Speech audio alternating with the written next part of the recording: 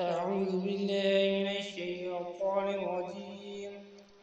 بسم الله الرحمن الرحيم. بخاری شریف کی 71 حدیث اور کتاب علم کی 13ویں حدیث ہے.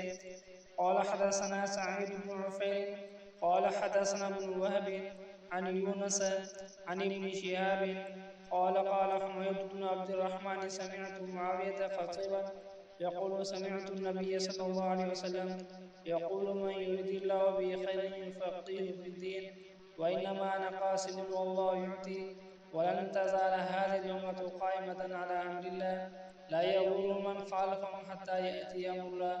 حضرت حمید بن عبد الرحمن فرماتے ہیں کہ میں نے حضرت معاویہ رضی اللہ عنہ سے خطبے میں سنا کہ نبی صلی اللہ علیہ وسلم نے فرمایا اللہ تعالیٰ جس کے ساتھ خیر کا ارادہ فرماتے ہیں اسے دین کی سمجھ عطا فرما دیتے ہیں. میں تو تقسیم کرنے والا ہوں، دینے والا تو اللہ ہی ہے، اور یہ امت ہمیشہ اللہ کے حکم پر قائم رہے گی، اور جو شخص ان کی مخالفت کرے گا وہ انہیں نقصان نہیں پہنچا سکے گا یہاں تک کہ اللہ کا حکم قیامت آ جائے.